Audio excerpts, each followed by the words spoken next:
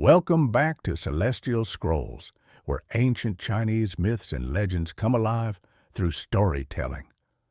Today, we continue our epic journey with Chapter 33 of Journey to the West, the Plain of 10,000 Communities. In our previous episode, Tang Sanzang and his disciples emerged transformed from the mountains of mirrored souls, each having discovered their authentic nature through profound self-reflection in the mystical pavilion of true reflection. Now they descend toward a vast plain dotted with countless small villages, each sending thin columns of smoke into the clear air. This chapter explores the wisdom that emerges from collective human experience as our heroes discover that enlightenment is not just a solitary pursuit, but something that can arise from the shared stories and struggles of ordinary communities. You'll witness how the simplest human interactions can contain profound teachings, and how helping others often reveals truths about ourselves. If you've been following our transformed travelers on their westward journey of discovery, you won't want to miss this exploration of community wisdom. Hit subscribe and the notification bell to continue this legendary quest. Now let's step onto the plain of 10,000 communities. As they descended from the crystalline peaks of the mountains of mirrored souls, the vast plain spread before them like an enormous tapestry woven from countless threads of human activity. What had appeared from a distance as simple villages revealed themselves to be far more complex. Each community was unique in its customs, architecture, and way of life. Yet all were connected by an intricate network of paths that crisscrossed the plain like veins in a vast living organism. Tang Sanzang paused at the foot of the mountains, studying the scene before them. His staff, still glowing with the 108 characters, now pulsed in rhythm with the distant sounds of community life. Hammers on anvils, children's laughter, the lowing of cattle, the calls of merchants. "How many villages do you count, Wukong?" the monk asked, knowing his disciples' keen eyesight would penetrate the morning mist better than anyone's. The Monkey King squinted into the distance, his golden eyes scanning the horizon. "I see. It's difficult to say, Master. The communities seem to shift and change as I watch. Some appear to merge together, others split apart. I count perhaps 10,000, but the number fluctuates." "A living plain," Sha Wujing observed, his newly clarified vision allowing him to perceive patterns his companions might miss. The communities are not static, but respond to each other's needs and changes. Ba Jie, his enhanced understanding of the balance between material and spiritual, making him sensitive to practical matters, pointed to the nearest village. "Look how the smoke from their cooking fires leans toward that community to the east. They're sharing meals across distances." Indeed, as they watched more carefully, they could see that the plain was alive with constant subtle interaction. Paths between villages carried not just travelers, but streams of shared resources, knowledge, and support. Children from one community played games, learned from another. Farmers shared techniques developed in distant villages. Artisans traded not just goods, but skills and innovations. A stone marker at the edge of the plain bore the expected inscription, "The Plain of 10,000 Communities, where wisdom arises from the many as one." But beneath this primary inscription, additional text had been carved in smaller characters.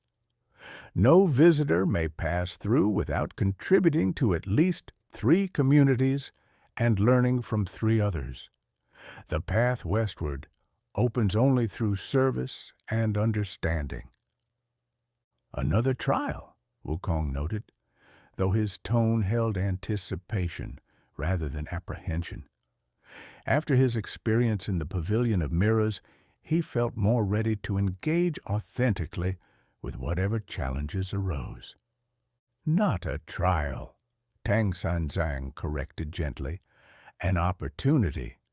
We are being invited to participate in the life of these communities, to both give and receive wisdom.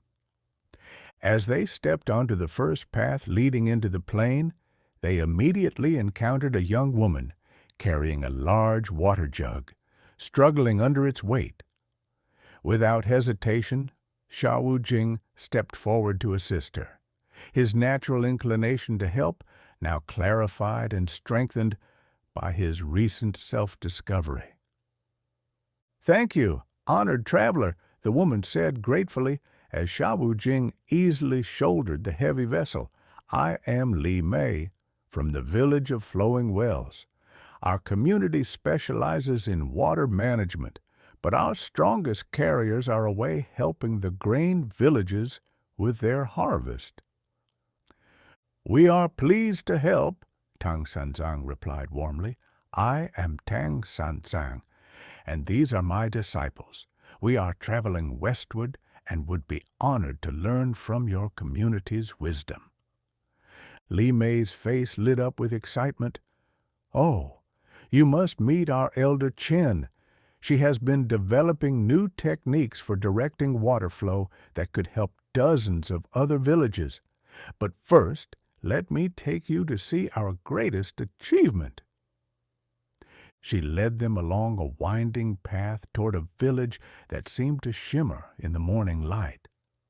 As they approached, they realized the shimmering effect came from an intricate network of channels, pools, and fountains that distributed water throughout the community with remarkable efficiency. "Beautiful," Baji breathed, his aesthetic appreciation enhanced by his new understanding, but also practical. Every drop serves multiple purposes. Indeed, they could see that water flowing through the village served for drinking, washing, irrigating gardens, powering small mills, and providing cooling in the summer heat. The system was so well designed that nothing was wasted. Yet the practical infrastructure created an environment of exceptional beauty. Elder Chen, a woman whose age was impossible to determine, but whose eyes sparkled with keen intelligence, welcomed them warmly. She was delighted to share her community's innovations, but equally interested in learning from the travelers. "We have mastered the flow of water," she explained as she led them through the village, "but we struggle with the flow of information. Some of our innovations could help distant communities, but we lack effective ways to share complex knowledge across the plain." Tang Sanzang studied the water management system thoughtfully. "In our travels, we have learned that the most effective teaching often comes through story rather than direct instruction. Perhaps you could create narratives that embed your techniques within memorable tales." This suggestion sparked an animated discussion among the village elders. By the time the travelers prepared to leave Flowing Wells, the community had begun developing a series of teaching stories that would allow them to share their water management wisdom with other villages through traveling storytellers. "Our first contribution," Wukong observed as they took their leave, "though it feels like we received more than we gave." Their next encounter came at a village specializing in conflict resolution. The community of peaceful bridges had developed sophisticated methods for mediating disputes not only within their own borders, but between other villages on the plain. They arrived to find the village mediators working with representatives from two neighboring communities who had fallen into disagreement over the use of a shared forest. The mediators had created a circular pavilion where all parties could speak and be heard equally, with protocols that ensured everyone's concerns were acknowledged before solutions were proposed. Wukong, with his new understanding of his role as a catalyst for positive change, found himself naturally drawn into the mediation process. His ability to see through pretense and identify core issues proved invaluable in helping the disputing parties recognize their underlying common interests. "Your monkey disciple has a gift for revealing truth," observed Master Wei, the village's chief mediator, as they watched Wukong help the forest communities reach an innovative sharing agreement. But he also shows them possibilities they hadn't imagined. "He is learning to use his nature constructively," Tang Sanzang replied proudly. Bajie contributed to the village by sharing techniques he had learned for managing his own desires and impulses, wisdom that proved applicable to helping individuals control their emotions during heated negotiations. His insights about finding satisfaction through appreciation rather than acquisition helped several disputants recognize that their conflicts arose from perceived scarcity rather than actual shortage. The third community they served was a village of teachers and scholars called Deep Learning, where they found themselves helping to resolve a crisis of educational philosophy.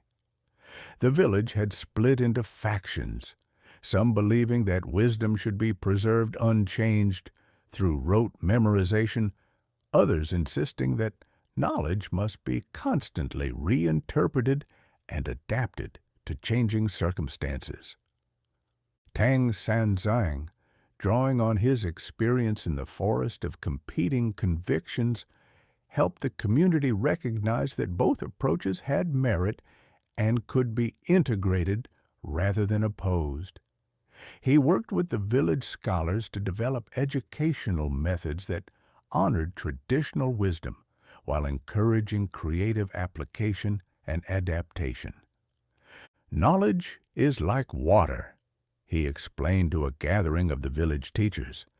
"It must maintain its essential purity while adapting its form to the vessel that contains it. The same wisdom that flows through ancient texts can take new shape in contemporary minds without losing its essential truth." This insight led to educational innovations that began spreading to other communities across the plain, carried by the network of teachers who traveled between villages. Having contributed to 3 communities, the travelers now needed to receive wisdom from 3 others. This proved to be the more challenging aspect of their task, requiring them to set aside their growing confidence and open themselves to learning from seemingly simple people living ordinary lives. Their first learning experience came in a village of weavers called Threaded Stories. The community had no obvious philosophical sophistication, but their master weaver, Grandmother Silk, possessed a profound understanding of pattern and connection that revealed deep truths about the nature of reality. "Every thread must know its place," she explained as she worked at her loom, her ancient fingers moving with precision and grace. "But no thread creates meaning alone.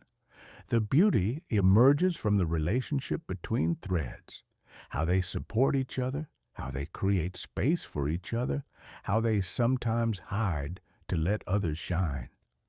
As they watched her work, the travelers began to understand that she was demonstrating principles that applied far beyond weaving.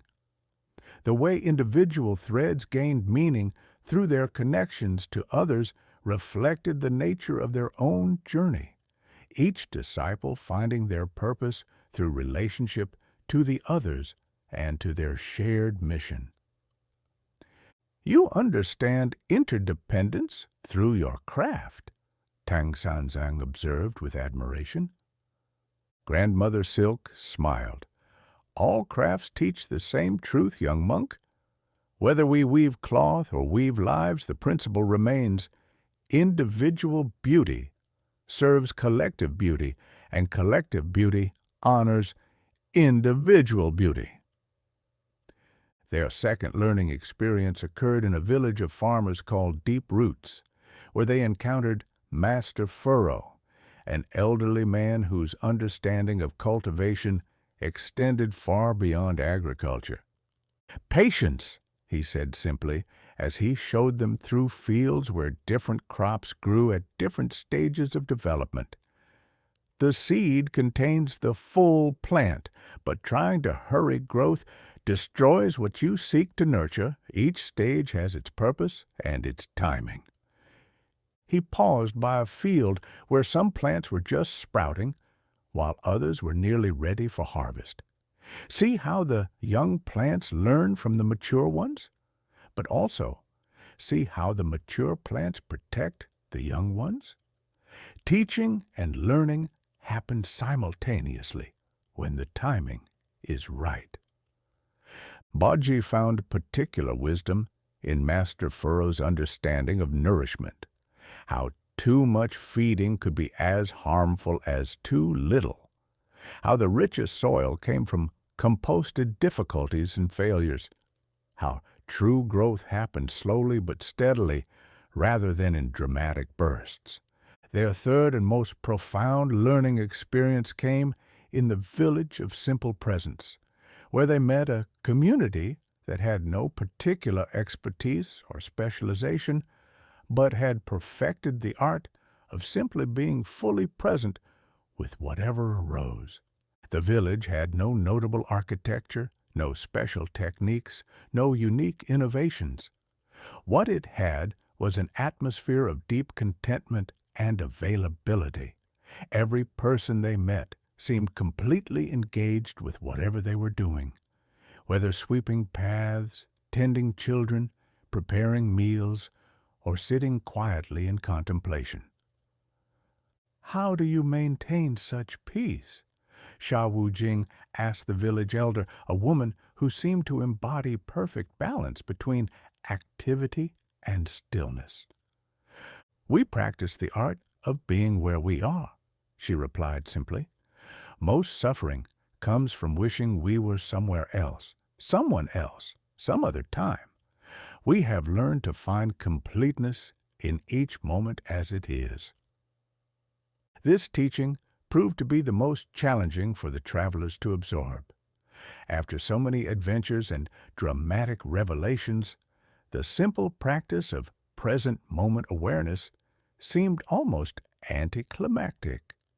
Yet, as they spent time in the village, they began to understand its profound power. Tang Sanzang realized that despite all his spiritual knowledge, he often lived in anticipation of reaching the Western paradise rather than appreciating the journey itself. Wukong discovered that his constant readiness for action sometimes prevented him from simply enjoying peaceful moments. Baji recognized that his focus on future satisfactions often blinded him to present pleasures. Sha Wu Jing saw that his dedication to service sometimes caused him to miss the simple joy of existence. As evening approached after their day of learning, the four travelers found themselves changed once again, not through dramatic revelation, but through the gradual absorption of simple wisdom, practiced by ordinary people, living extraordinary lives of presence and connection.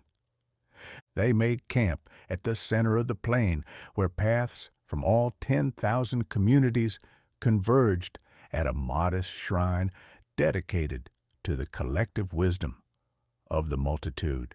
As they prepared their simple meal, they reflected on the day's experiences. We have traveled through realms of competing truths, collective memory, potential stories, and mirrored souls, Tang Sanzang observed. Each taught us something essential, but this plane has shown us that wisdom does not only reside in dramatic revelation or mystical experience. The water manager's innovations, the mediator's skills, the weaver's understanding of connection, Wukong enumerated, each contained insights as valuable as any we've encountered in supernatural realms. And the farmer's patience, the teacher's balance of tradition and innovation, the simple villager's presence, Baji added. Wisdom lives wherever humans engage authentically with life's challenges. Xiao Wujing nodded thoughtfully. Perhaps the greatest teaching of this plane is that enlightenment is not separate from ordinary life, but emerges through ordinary life lived with consciousness and care. As they settled for the night, the lights from 10,000 communities twinkled around them like earthbound stars. Each light represented families sharing meals, children being tucked into bed, elders passing on stories, people facing their daily challenges with whatever wisdom they had accumulated. Tomorrow we continue westward, Tang Sanzang said softly. But we carry with us now not just the wisdom of masters and scriptures, but the living understanding of communities who transform ordinary existence into extraordinary teaching through their commitment to serving each other. In the distance, beyond the lights of the final villages, they could see their next challenge beginning to take shape. A range of mountains that seemed to be composed not of stone, but of crystallized light, their peaks reaching toward heaven with a luminosity that suggested divine presence. The mountains of celestial resonance, Tang Sanzang read from his staff, where new characters had appeared during their time on the plain, where earthly wisdom meets heavenly understanding. But that was an adventure for another day. Tonight, they rested surrounded by the gentle sounds of 10,000 communities settling into peaceful sleep, their hearts full of gratitude for the profound teachings that could emerge from the simplest human interactions when approached with openness and humility. The plain of 10,000 communities stretched around them, a living testament to the truth that wisdom belongs not to the few, but to the many, not to the isolated seeker, but to the connected community, not to the dramatic moment, but to the patient accumulation of understanding through daily engagement with the sacred ordinary. And that concludes Chapter 33. Tang Sanzang and his disciples have successfully learned from the plane of 10,000 communities, discovering that profound wisdom can emerge from ordinary people living authentic lives of service and presence. Now they face yet another challenge, the mysterious mountains of celestial resonance, where earthly wisdom will meet heavenly understanding.